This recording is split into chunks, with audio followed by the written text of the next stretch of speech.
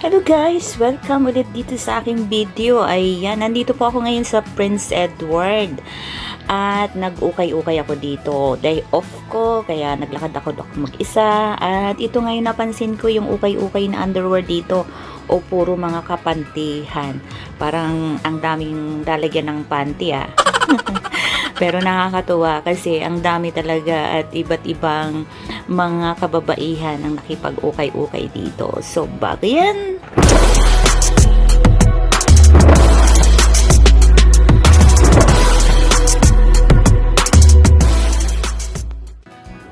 Medyo inabot na rin ako ng hapon or gabi na rin dito sa Prince Edward kasi nagpunta ako dito mga 3 o'clock ng hapon para hindi nakako masyadong mainit. So, ganitong oras, medyo hindi na masyadong matao kaya maganda yung mag-ikot-ikot pa kasi ang sarado naman dito sa Prince Edward is umaabot ng 8:30 o 9 o'clock kaya marami ka pa rin namang mabibili at syempre malawak din ang Prince Edward at marami ka ding pwedeng bilihin dito na kahit anong gusto mo.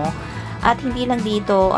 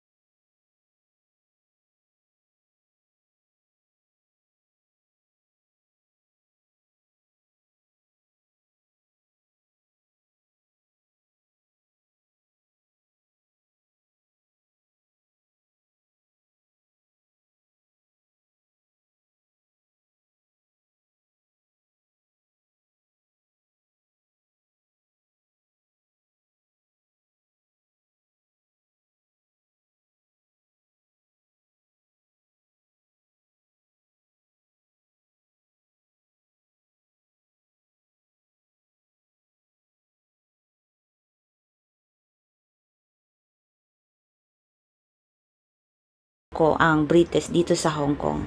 So ngayon nagsolo na ang Hong Kong para itaguyod naman at ipinagmamalaki na kaya na nilang mag-isa.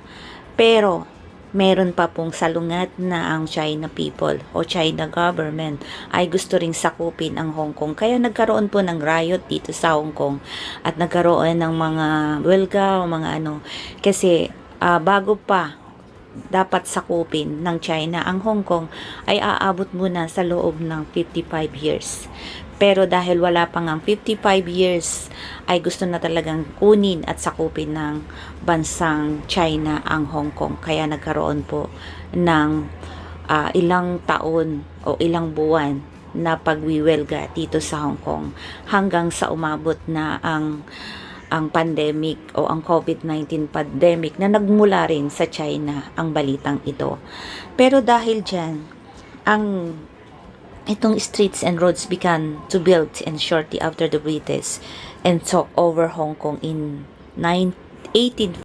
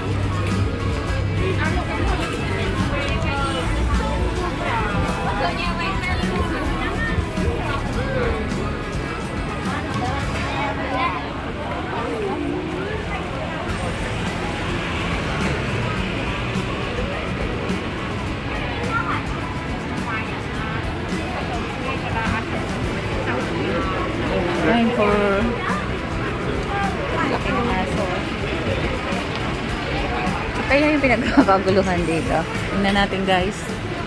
Ayan. Siomai. Pinagkakaguluhan. Siomai. Samantalang itong isa. Ayan. Ito guys, pinagkakaguluhan. Siomai. At ito naman is for drinks.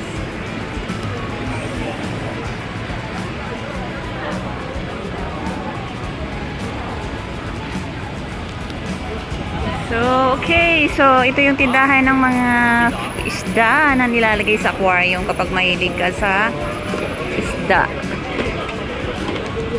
Lapitan natin ha. Lapitan natin guys. So, ayan ha. Mahilig sa aquarium. Guys, oh. Beautiful. Kawawa naman sila kasi nilagay sila